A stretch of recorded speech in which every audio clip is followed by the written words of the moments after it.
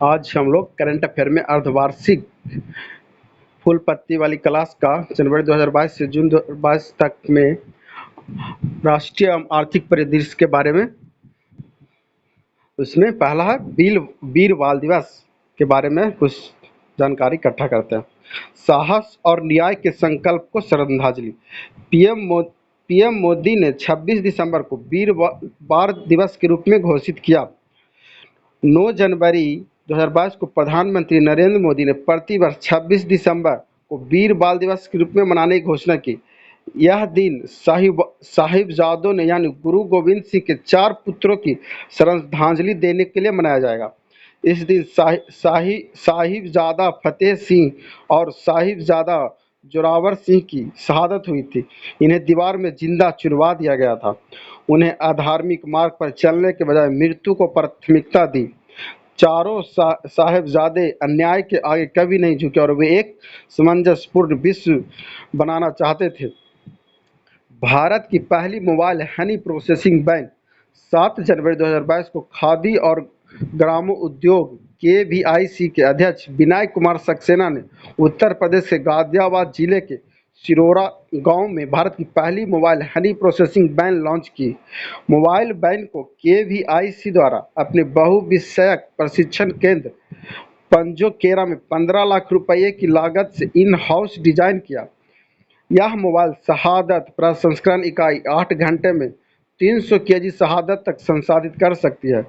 Ban में एक प्रशिक्षण प्रयोगशाला भी है जो तुरंत शहादत की गुणवत्ता की जांच करेगी। मोबाइल हनी प्रोसेसिंग बैन का उद्देश्य शहद उत्पादन के माध्यम से मीठी क्रांति के अनुरूप मधुमक्खी पालकों को प्रशिक्षण प्रदान करना, किसानों को मधुमक्खियों के बक्से वितरित करना तथा ग्रामीण शिक्षित और बेरोजगार युवाओं को मधुमक्खी पालन गतिविधियों के माध्यम से अतिरिक्त आय अर्जित करने में मदद करना।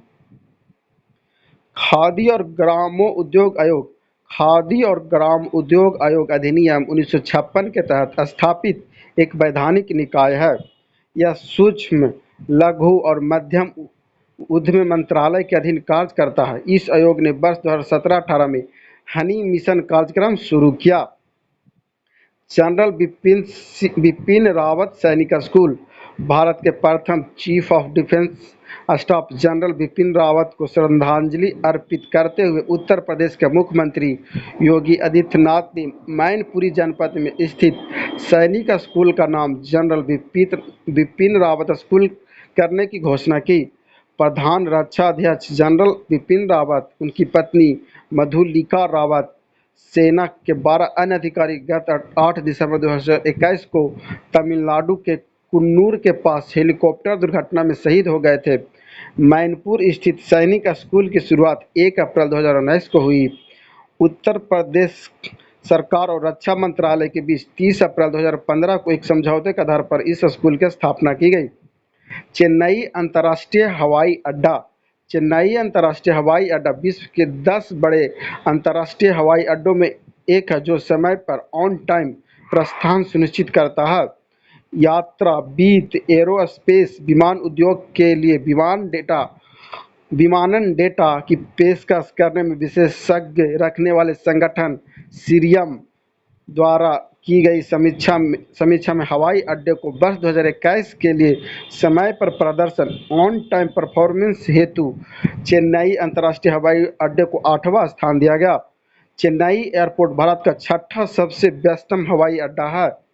विश्व में पहले 3 स्थान पर संयुक्त राज्य अमेरिका का मियामी हवाई अड्डा, जापान का फुकुओका हवाई अड्डा और हानेडा हवाई अड्डा है। इंडोनेशिया की नई राजधानी इंडोनेशिया की संसद ने अपनी राजधानी को जकार्ता से जंगल युक्त बोर्निया द्वीप में 2000 किलोमीटर दूर एक साइट पर स्थानांतरित करने की मंजूरी दी, जिसे नूरसंतारा नाम दिया गया। इस नई राजधानी नूरसंतारा बोर्नियो के इंडोनेशिया हिस्से पर पूर्वी कालिमंतान प्रांत में लगभग 56,180 हेक्टेयर क्षेत्र को कवर करेगी, जिसकी सीमाएं मलेशिया और ब्रुनेई के साथ मिलती है। इस कदम को पहली बार अप्रैल 2019 में राष्ट्रपति जोको विडोडो ने समुद्र के बढ़ते स्तर और घनी आबादी वाले जावा द्वीप पर सर्वाधिक भीड़ का हवाला देते हुए उठाया था। विशेषज्ञों का अनुमान है कि वर्ष 2050 तक शहर का एक तिहाई हिस्सा पानी के नीचे समा सकता है। वर्ष 1949 में देश के स्वतंत्र होने के बाद से जकार्ता इंडोनेशिया की राजधानी रहा। राजधानी को जावा द्वीप से बोर्नियो द्वीप में स्थानांतरित करने का एक अन्य महत्वपूर्ण कारण वित्तीय असमानता है। 15 से 18 वर्ष के आयु वर्ग के बच्चों का टीकाकरण करने वाला भारत का पहला राज्य और केंद्र शासित प्रदेश लक्षद्वीप ने 15 से 18 वर्ष की आयु के सभी पात्र बच्चों को टीकाकरण कर दिया। इसके साथ ही लक्षद्वीप सभी केंद्र शासित प्रदेश और राज्यों में उपलब्धि हासिल करने वाला भारत का पहला केंद्र शासित प्रदेश बन गया। 3 जनवरी 2022 से 15 से 18 वर्ष आयु वर्ग के बच्चों का टीकाकरण शुरू किया हुआ था। लक्षद्वीप ने लगभग सभी बच्चों को टीकाकरण यह कार्य एक सप्ताह के भीतर हासिल किया। इससे पहले लक्षद्वीप ने अन्य समूह जैसे स्वास्थ्य कर्मियों, अग्रिम पंक्ति के कार्यकर्ताओं, 18 से अधिक आयु वर्ग में से 100% टीकाकरण का लक्ष्य हासिल कर लिया। विश्व का सबसे बड़ा राष्ट्रीय ध्वज 15 जनवरी 2022 को सेना दिवस के अवसर पर जैसलमेर, राजस्थान के बाद भारत पाकिस्तान सीमा पर लोंगेवाला में खादी के कपड़े से बना विश्व का सबसे बड़ा राष्ट्रीय ध्वज प्रदर्शित किया। लोंगेवाला भारत और पाकिस्तान के बीच 1971 की ऐतिहासिक लड़ाई का केंद्र स्थल था। 2 अक्टूबर 2021 को लेह लद्दाख में इस राष्ट्रीय ध्वज के अनावरण के बाद से यह ध्वज का 5वां सार्वजनिक स्थल है। यह स्मारकीय राष्ट्रीय ध्वज 225 फीट लंबा और 150 फीट चौड़ा, इसका वजन 1400 किलोग्राम, जिसे 70 खादी कारीगरों ने 49 दिन में तैयार किया था। यह स्मारकीय राष्ट्रीय ध्वज भारतीयता की सामूहिक भावना के साथ खादी शिल्पकला की विरासत का प्रतीक है। पहला ग्राफीन नवाचार केंद्र डिजिटल यूनिवर्सिटी केरल (DUK) और centre for materials for electronic technology (CMAT) के सहयोग से 86.41 करोड़ रुपए में भारत का पहला ग्राफीन नवाचार केंद्र केरल में स्थापित किया जाएगा। यह भारत का पहला graphene research and development incubator होगा। इस केंद्र का बतौर औद्योगिक भागीदारी टाटा स्टील लिमिटेड के होने की उम्मीद है। इस परियोजना को भारत के इलेक्ट्रॉनिक और सूचना प्रौद्योगिकी मंत्रालय ने मंजूरी दी। केरल सरकार के सहयोग से की जाने वाली इस पहल से राज्य के ज्ञान उद्योग क्षेत्र को तेजी से बढ़ाने की मदद मिलने की उम्मीद है।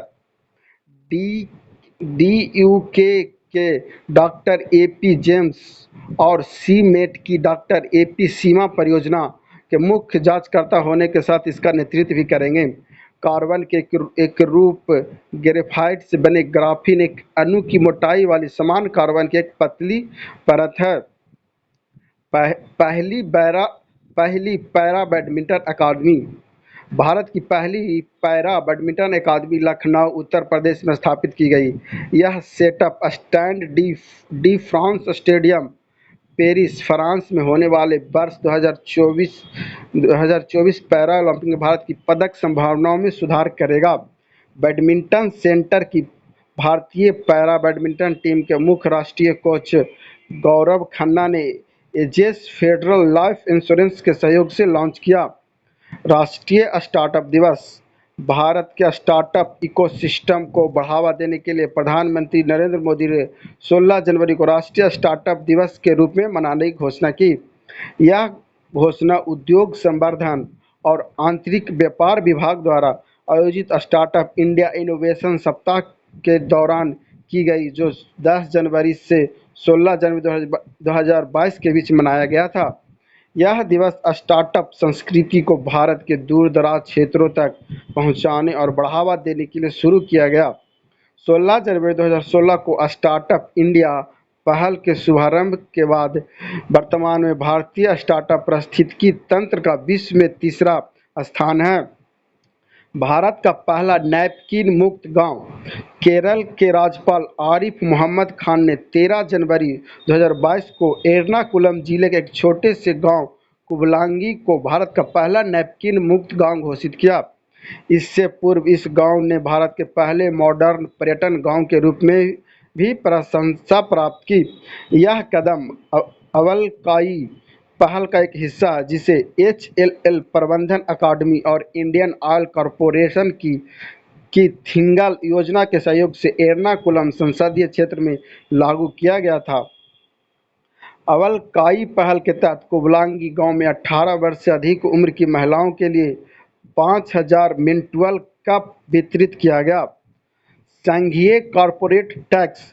संयुक्त अरब अमीरात ने अपनी आय में विविधता लाने हेतु वर्ष 2023 के मध्य एक कॉरपोरेट टैक्स शुरू करने की घोषणा की। संयुक्त अरब अमीरात लंबे समय से टैक्स हेवन के रूप में जाना जाता है। यह बहुराष्ट्रीय कंपनियों का क्षेत्रीय मुख्यालय है, लेकिन जून 2023 से यह 3,75,000 दिरहम मुद्रा से अधिक लाभ पर 9% कर लगाना शुरू कर देगा। North eastern on wheels. संस्कृति और विदेश राज्य मंत्री मीनाक्षी लेखी ने 13 जनवरी 2022 को नई दिल्ली में एक मोटरसाइकिल अभियान नॉर्थ ईस्ट ऑन व्हील्स की शुरुआत की। संस्कृति मंत्रालय और अमेजिंग नमस्ते फाउंडेशन ने संयुक्त रूप से इस अभियान का आयोजन किया। आज़ादी का अमृत महोत्सव के तहत 8 से 16 अप्रैल 2022 के बीच नॉर्थ ईस्ट ऑन व्हील नया अभियान कार्यक्रम आयोजित किया।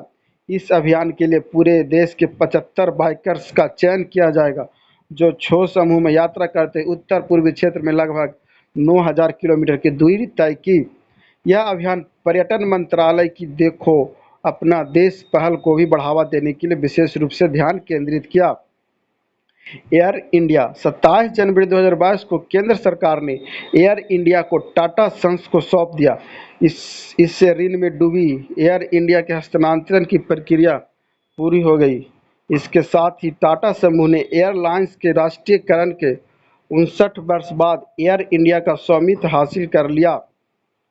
टाटा सन्स की पूर्ण स्वामित्व वाली सहायक कंपनी टैलेस प्राइवेट लिमिटेड की एयर इंडिया और एयर इंडिया एक्सप्रेस के 100% इक्विटी शेयर मिले।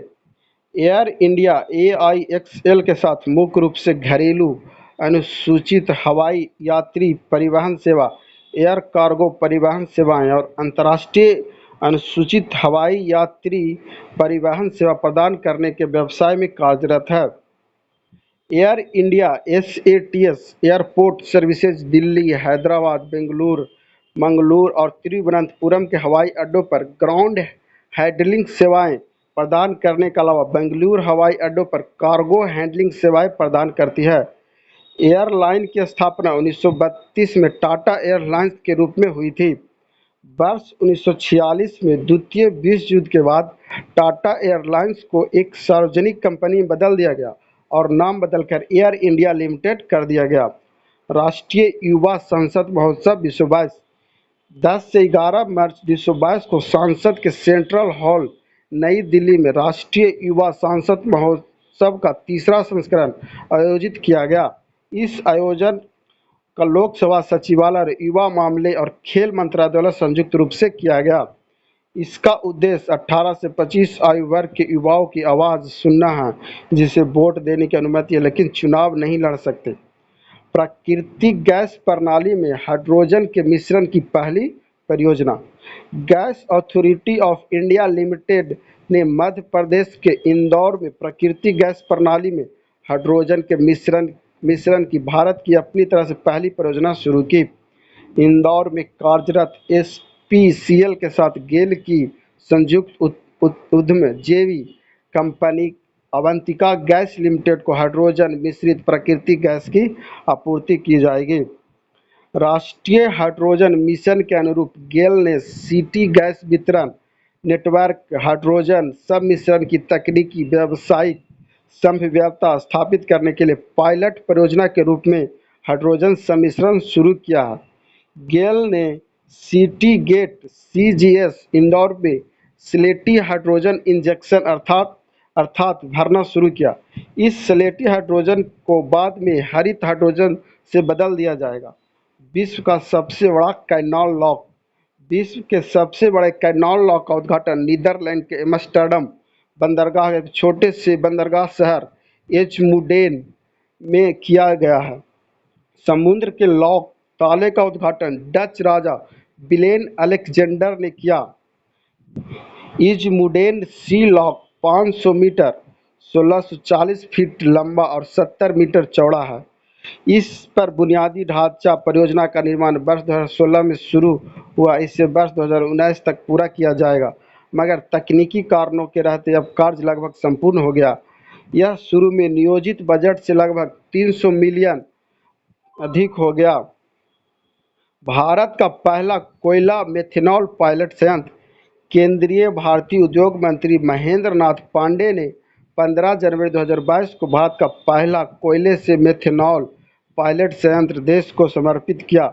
इसका निर्माण भारत हैवी इलेक्ट्रिकल्स लिमिटेड भेल द्वारा किया गया। भेल द्वारा स्वदेशी रूप से डिजाइन, विकसित और स्थापित 0.25 टीपीडी क्षमता का सीटीएम पायलट संयंत्र वर्तमान में राख की उच्च मात्रा वाले भारतीय कोयले से 99% से अधिक शुद्धता के साथ मेथनॉल का उत्पादन कर रहा है। गैसीयकरण या बातनीय प्रतिक्रिया से उच्च राख वाले भारतीय कोयले का मेथनॉल में रूपांतरण भारत में अपनी तरह का पहला तकनीकी प्रदर्शन है।